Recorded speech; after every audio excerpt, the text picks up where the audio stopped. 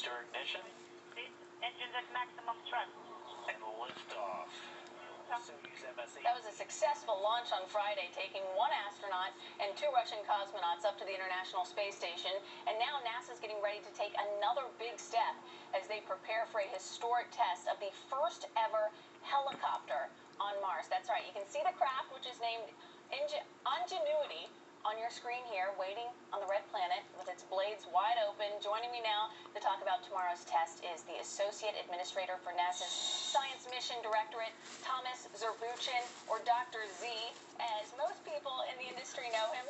Doctor, thanks so much for joining the program to chat with us about this really historic flight. And you have been comparing this helicopter on Mars's first test flight. You've been comparing it to the Wright brothers' first flight way back in 1903. Help us understand that comparison. I'm so glad to be here, and yes, it's truly just an amazing step forward. The Wright brothers, were innovators that developed a new technology, a technology that's affecting my life today. I was thinking about that as I flew from DC to LA just a couple days ago.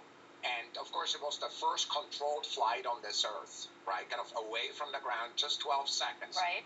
Seconds of history. Well, we're trying to do exactly the same away from Earth, an extraterrestrial Wright brothers moment, controlled flight away from Earth in a very hard environment. In Mars. And Dr. Z, let's talk about this environment because, in some ways, it could theoretically be easier to fly a helicopter or some other device on Mars because there's less gravity than here on Earth, but they also have less of an atmosphere, which makes it harder for those blades to really create any lift. So what are you going to be watching for during that very first test flight?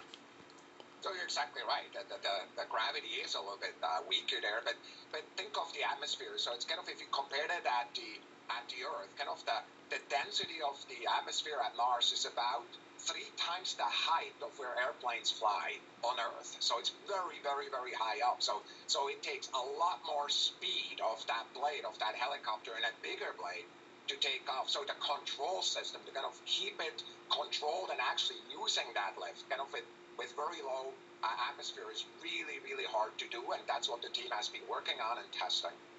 And so what happens if it crashes? I mean, is that it? Game over? What do you do?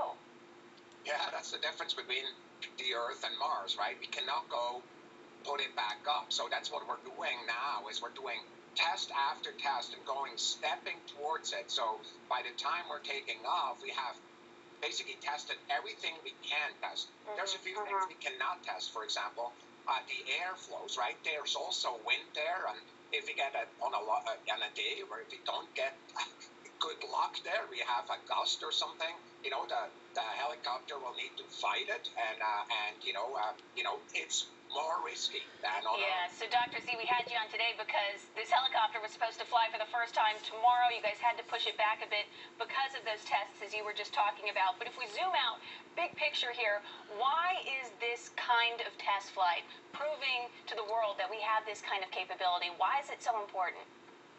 Well, I believe it's a truly American story, just like the Wright brothers. We keep doing really hard things that have never been done.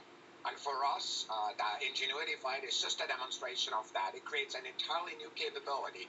Without doubt, after a successful test, this will have impact on Earth. But surely, it will keep us ahead in a leadership role of the entire programs and kind of allow us to put a new tool into the toolbox of exploration that we're using of Mars and other worlds. It's so fascinating. I can't wait to watch this test flight. One more quick question for you, Dr. Z, before you go. President Biden put forward his proposed budget just this week, and there was a pretty big increase for NASA and especially the Earth Sciences Division. What did you make of the budget? Is it enough? I believe that the budget demonstrates the bipartisan support that we have. If you look at it, it's actually many of the elements that the budget supports kind of in this proposal by President Biden is really a continuation of the work that was started in the previous administration. And of course, we look forward to the discussions with the various stakeholders on the Hill. I believe that the budget is really strong, and we look forward to working with them. All right, Dr. Z, thank you so much for your time. Good luck. Godspeed. I can't wait to watch.